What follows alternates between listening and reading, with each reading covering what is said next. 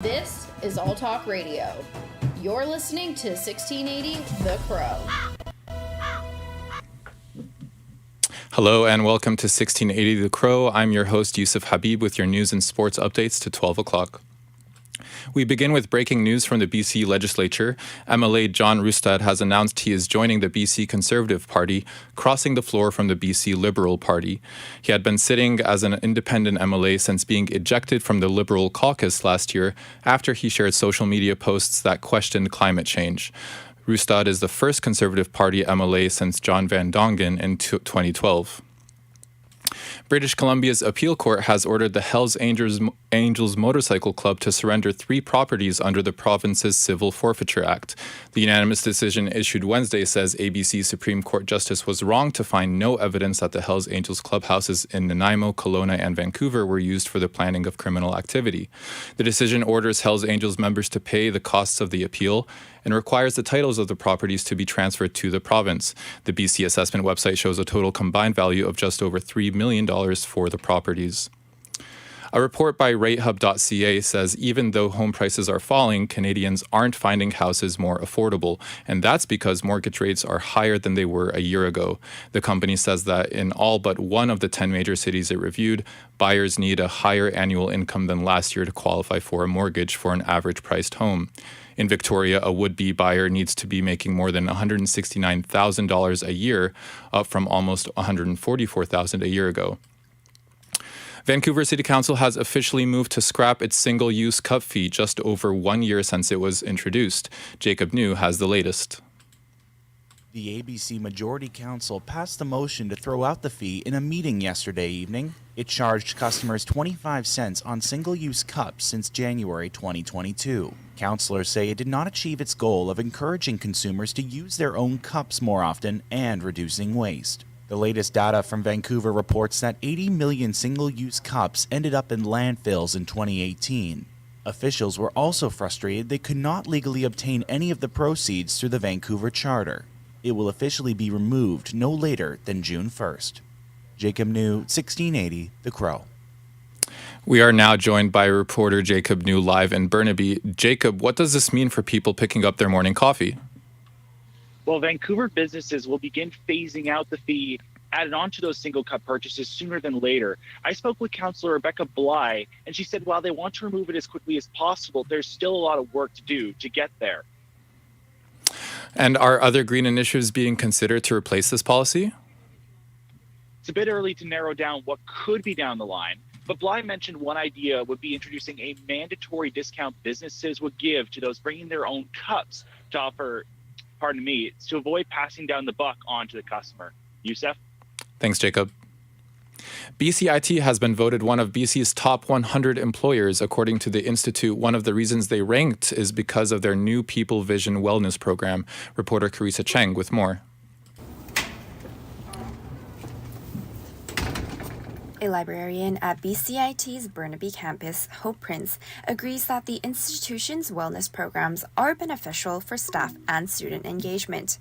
This program focuses on 5 core areas: employee wellness, empowerment, accountability, talent, and connectedness. I just saw a couple of stress workshops, and I thought that would be really good because even if I'm not suffering from stress, I know a lot of the students are, so it's good to have tips and tricks to help them out. According to BCIT, this program has been in the works since 2019 and is made to accommodate post-pandemic changes to the workplace. Carissa Cheng, 1680 The Crow. The world's largest skating rink in 2023 may have been had to rebrand itself as persistently warm winter weather continues to keep skaters away. The National Capital Commission says the Rideau Canal Skateway still cannot open this week, and fears are high it will not open this winter at all. Above average temperatures mean current ice conditions are unsafe for skaters, and it doesn't look good for the next week either. The latest the skateway has ever been opened before was February 2nd, back in 2002. It has been turned into a skating rink every winter since 1970 and has grown to a 7.8 kilometer stretch through downtown Ottawa. Last year, the canal skating season lasted 41 days, but the 2021 season was the shortest in over a decade, being open for just 29 days. A poll done late last year suggests 81% of Canadian workers want a flexible work arrangement and are willing to leave their current job to get it. Don Kelly with the Canadian Press reports. The survey by Cisco Canada indicates that while employees increasingly expect flexibility, employers continue to see hybrid work arrangements as a perk. Flexibility emerged as a top priority for workers in the survey, second only to salary. The survey also found most employers are tightening hybrid work policies and bringing in mandatory office days, considering hybrid work as a benefit, while employees feel like it's expected. Don Kelly, The Canadian Press, Toronto. Canada's premiers have written to Prime Minister Justin Trudeau asking for regular reviews to be established as part of healthcare funding talks. Ottawa has offered more than $46 billion to provinces and territories to augment the Canada Health Transfer, but the country's premiers say it's not enough to address the sustainability or structural needs of their provincial healthcare systems. The premier says in a letter sent today that they are prepared to accept the offer for now, but further discussions are needed to establish longer-term predictability and stability in healthcare. They want a similar process to review the New Deal, which will include both a bump to the annual Canada Health Transfer and specific funding for priority areas like family doctors, surgical backlogs, and health data systems. Now over to Quebec, where the bells of the Saint Rose de Lima Church in Laval, Quebec, tolled this morning as 5 men carried the small white casket of Jacob Gauthier inside. A funeral was held for the 4-year-old, who was one of the 2 children killed when a bus crashed into a daycare last week. Samir Al-Ahmed, the president of Quebec's Private Daycare Association, told reporters outside the church that it is hard to describe the magnitude of the parents' pain. Every citizen in Quebec should feel the pain those people are suffering now. I mean, there's no word to describe what the family are suffering today. And everybody are suffering, except especially the family who lost their children. Reporters were asked to keep their distance as family and friends made their way into the church with tributes of stuffed animals and flowers by the door. Now over to the U.S., where police are releasing more information about the gunman in Monday's mass shooting at Michigan State University. Here is Dave Packer with more.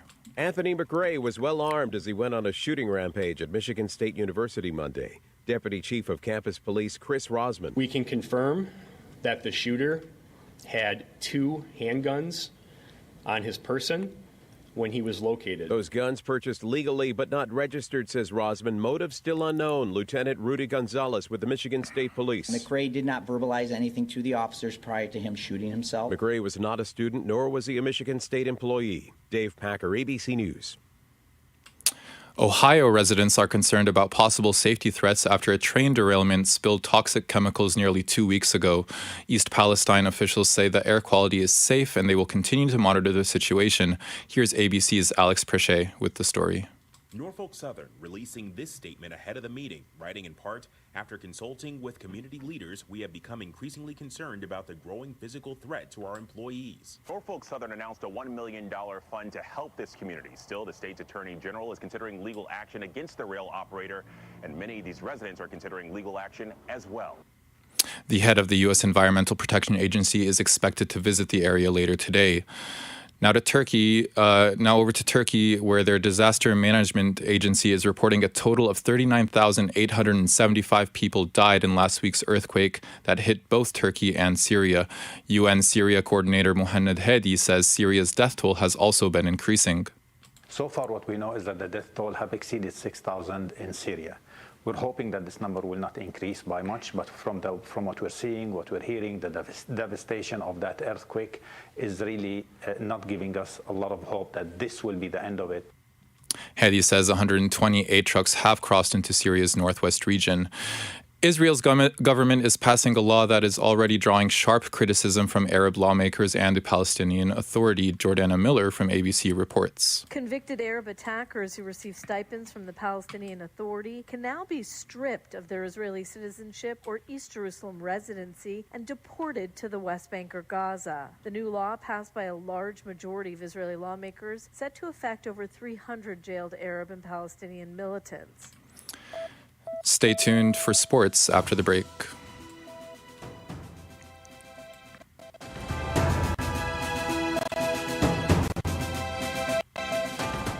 Stay tuned for more on BCIT's 1680 The Crow. everything is changing to digital. Everything is online. People aren't just waiting for the 6 o'clock news anymore. People want their news right now. They want to be able to go onto their smartphone, onto the internet, and see the news that they want to see. Vancouver is growing at, a really rapid rate, the Lower Mainland even, and with the tools that we're given here, we're able to cover all of that. Welcome to BCIT Magazine. I'm Radhika Sikakane. In the program, they really leave it up to you. I mean, the help is there when you need it, figuring out how to use the programs like Premiere, Audition, and figuring out how to use the cameras.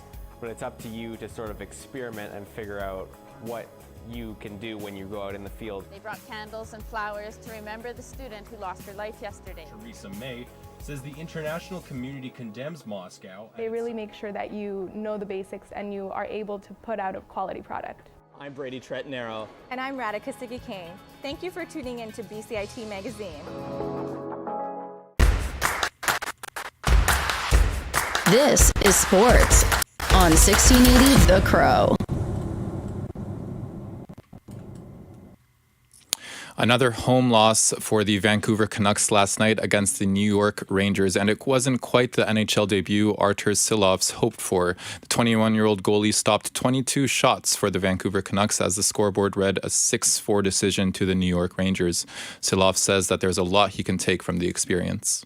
I think it's going to help me a lot, in the long term, because at least I know what it is, so I know what I can be better at, so I can push myself even more.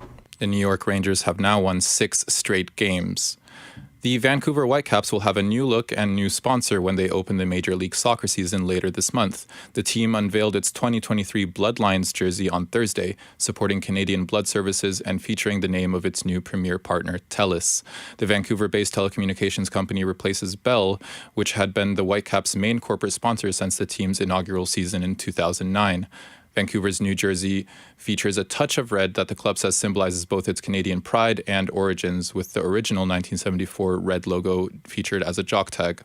From February 16th to March 31st, Whitecaps fans who register for an account on the Canadian Blood Services app Give Blood and show it at a home match at BC Place will receive free personalized cresting on a purchased jersey.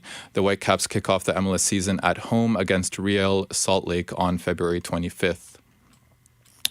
William Nylander had a goal and 2 assists, and Austin Matthews scored and set up another in his return from injury in the Toronto Maple Leafs' 5-2 victory over Chicago. Matthews missed 5 games over a 3-week stretch as he recovered from a knee sprain and was happy with his overall performance. Not too bad. I think, obviously the adrenaline kicks in and stuff, and I think my energy faded a little bit throughout the game, but I think that's kind of to be expected, but for the most part, I felt pretty good. Toronto hosts Montreal on Saturday. Now, Toronto's Mattamy Athletic Centre will co-host the semifinals of the Premier Hockey Federation's Isabel Cup next month. The PHF announced today that Toronto and Boston would each host a best-of-3 semifinal series at the conclusion of the 84-game regular season. The Toronto series is scheduled to start March 17th, a day after the Boston semifinal kicks off. The winners of the semifinals will meet in a single-game championship final on March 26th at a neutral site location to be determined later. Heading into the weekend's games, the Boston Pride topped the PHF table with 49 points, one more than the Six. Both teams have already clinched playoff spots. The Ottawa Redblacks signed Canadian Ante Milanovic-Litre to a 1-year contract today. The 28-year-old running back spent the 2022 campaign with Edmonton after 4 seasons with the Calgary Stampeders. The Vancouver native ran for 241 yards and a touchdown in 18 regular season games last year with the Elks, and he also won a Grey Cup with Calgary in 2018. The Canadian women's soccer team showed up to training ahead of the She Believes Cup in Orlando, Florida, with their practice tops on inside out. Veteran midfielder Sophie Schmidt explains why they hid the Canada soccer crest. Where you find where the crest is over our heart, and we are so proud and honored to play for Canada. But right now we feel as though our federation has let us down, and that is the reason why we have it the other way around. Canadian women embroiled in a labor dispute. That was your midday news and sports update. I'm Yusuf Habib with 1680 The Crow. Stay tuned for more on BCIT's 1680 The Crow.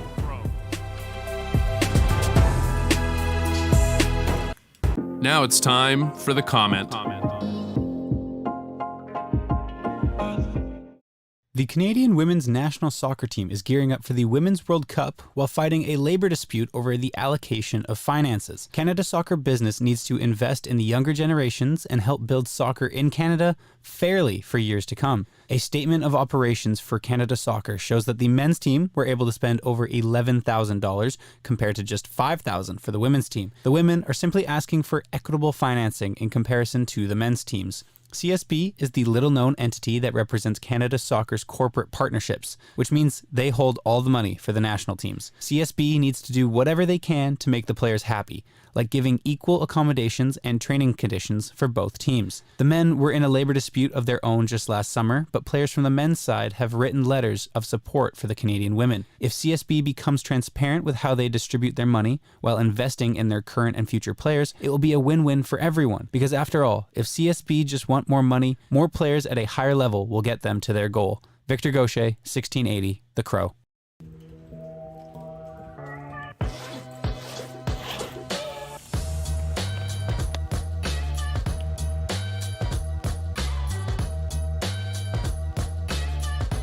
It's extremely important for people to stay healthy and to stay active as much as possible.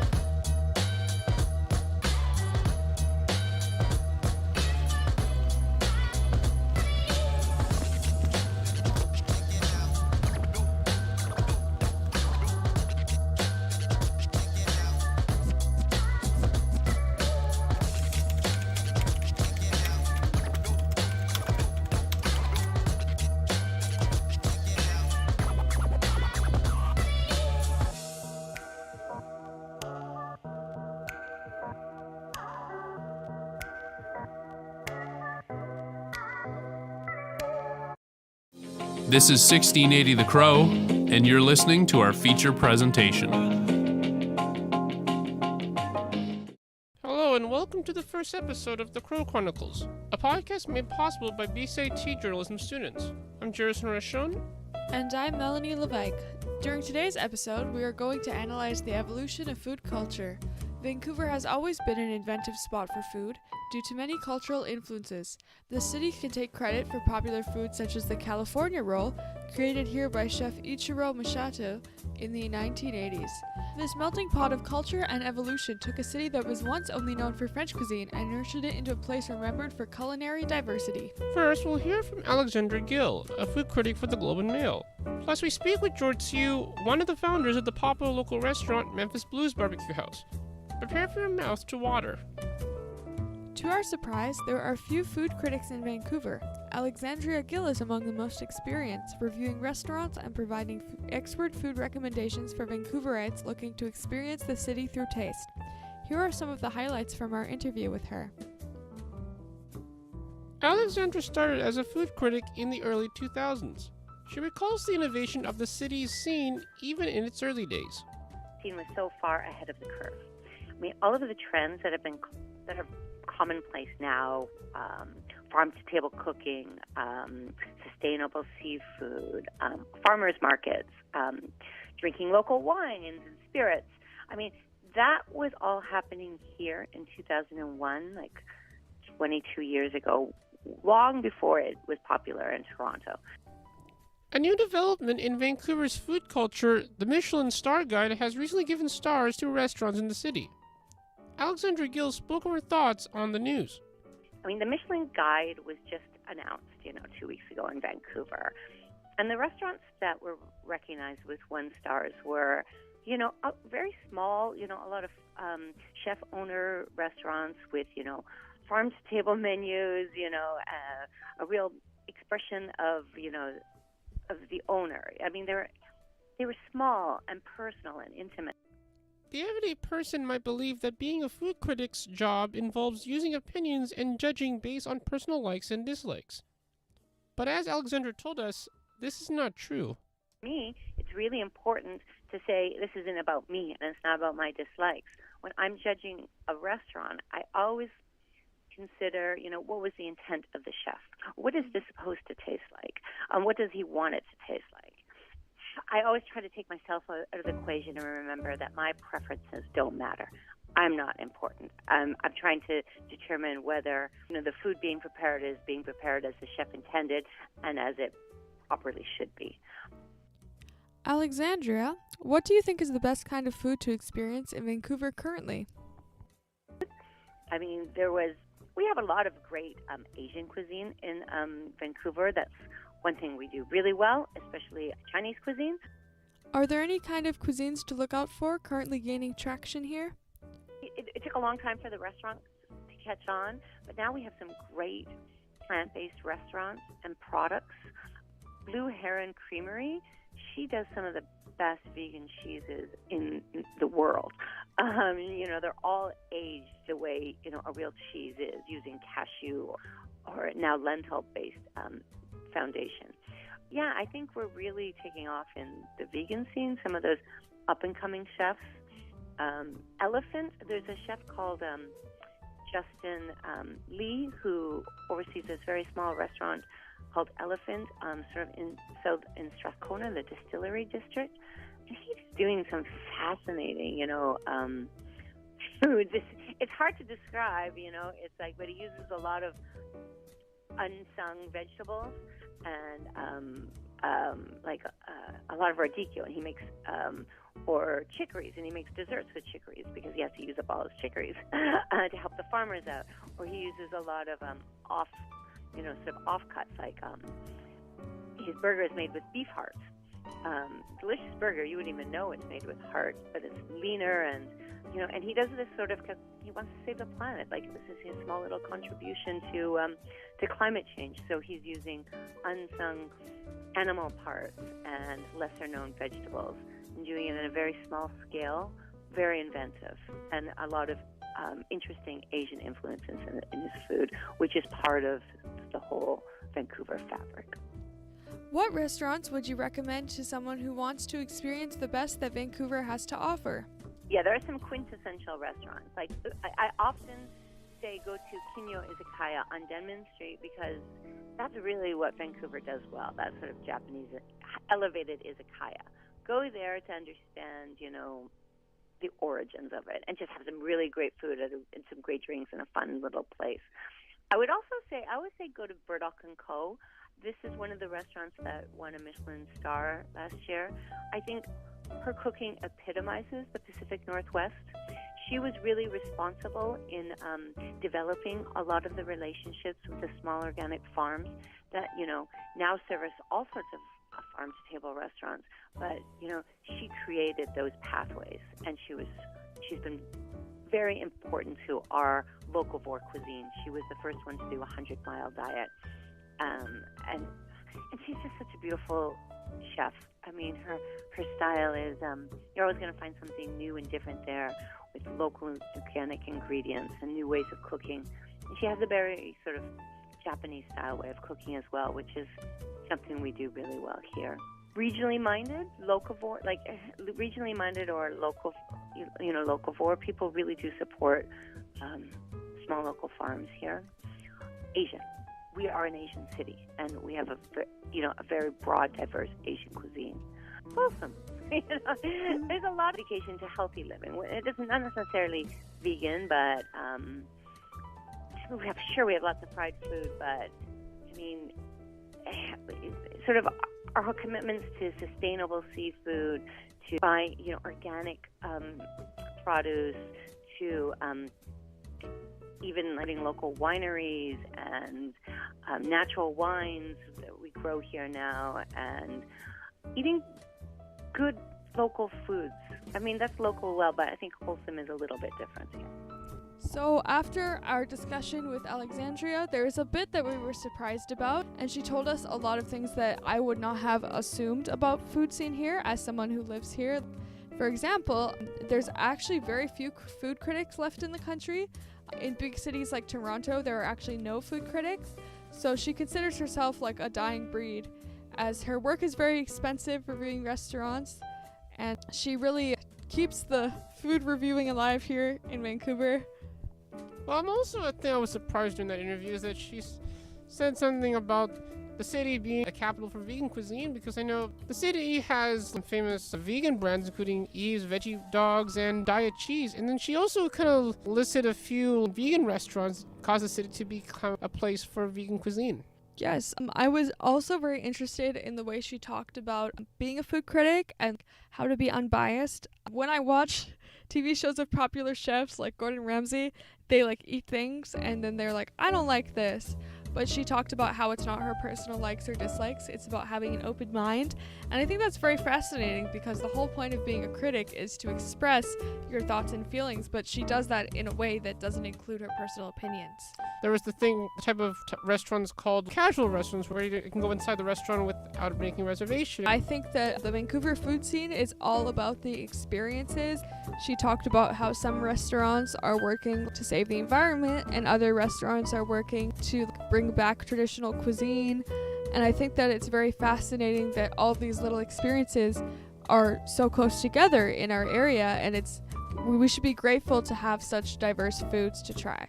And it's also kind of interesting that, Rob Feeney, who is the chef of one of the most famous restaurants in not only the city but also the country, Lumiere's, he left that restaurant because of ownership reasons to actually be the resident chef at the Cactus Club Cafe and turned the food there from being mediocre to be chef quality food. Yeah, it's great to hear the stories of people who made themselves into a success through their talent.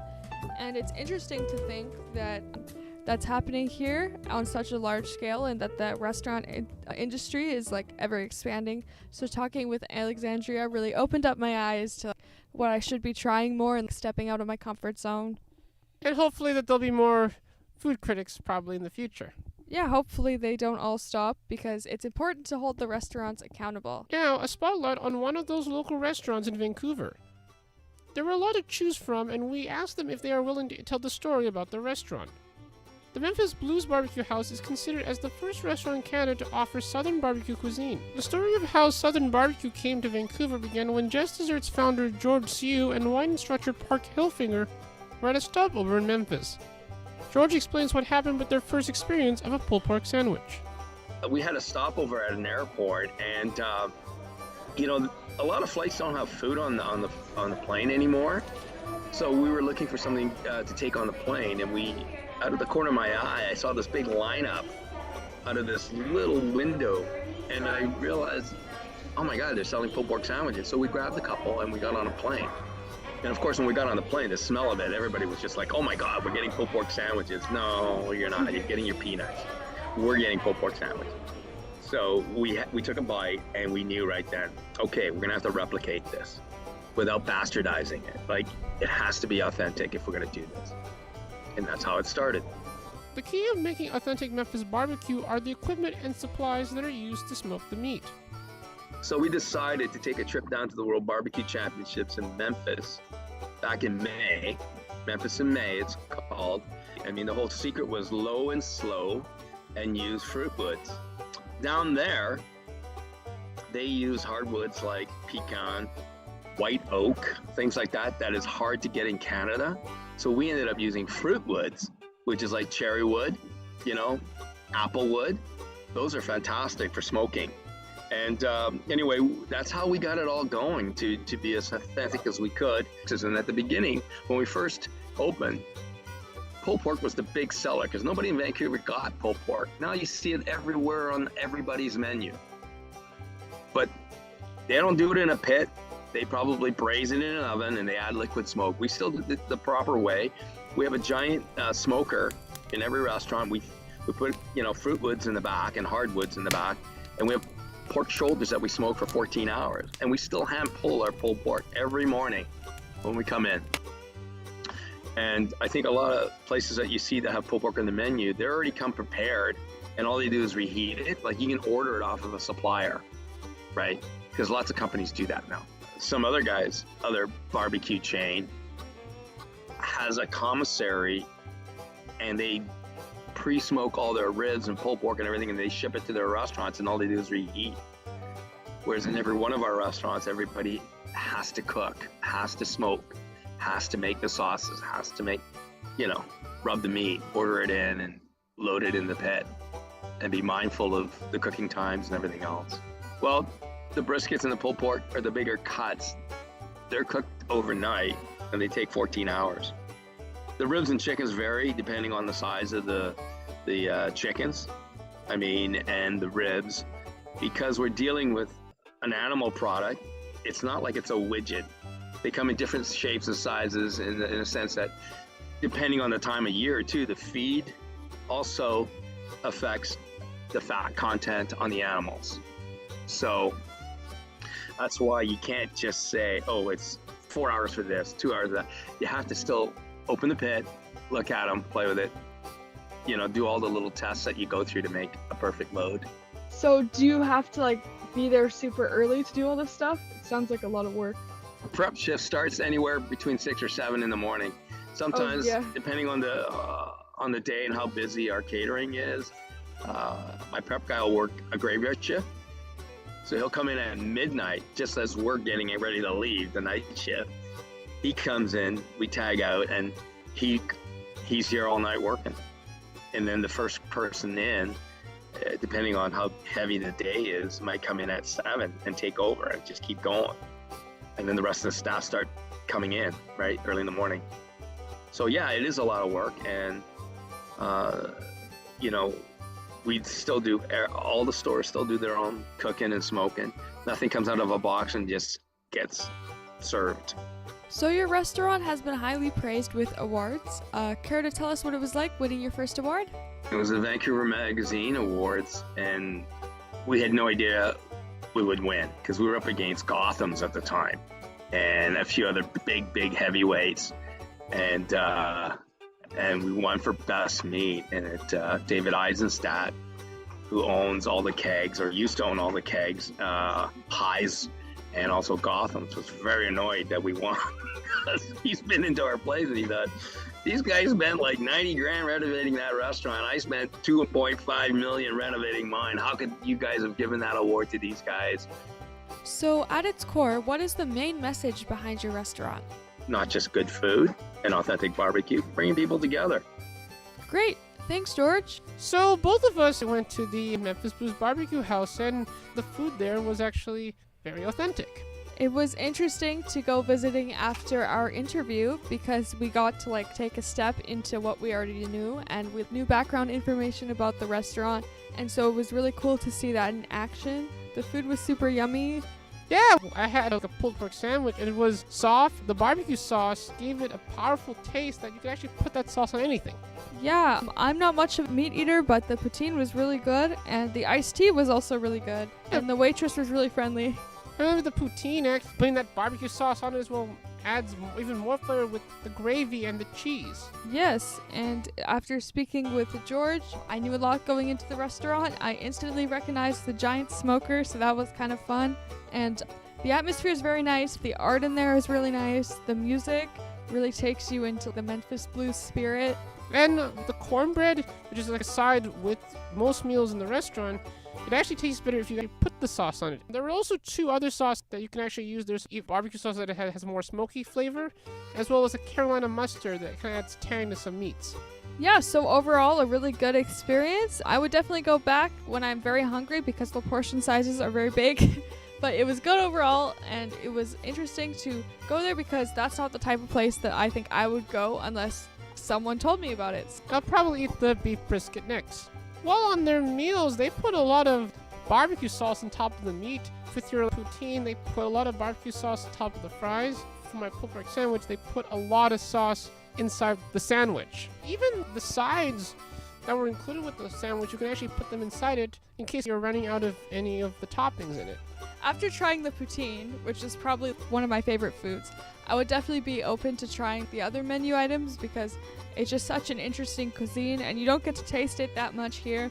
So I would definitely be open to trying it again, and I think everyone should give it a try. It's a very country feel, a very authentic feel, and family dining, casual atmosphere that really makes everyone comfortable and ready to eat. You can really see the inspiration, and it's like stepping into Memphis, so it's really cool to see that culture that's developed over the years and see how it made it all the way to Canada, so definitely recommend for a try. This has been another episode of the Crow Chronicles. We have more stories to tell about British Columbia. If you have comments and suggestions for us, feel free to contact us through our social media platforms, Twitter at BCIT Journalism and Facebook and Instagram at BCIT News. You can also contact me through my personal social media accounts. I'm on Twitter at Jerison Rashun. Thanks for listening, and we'll see you in the next episode.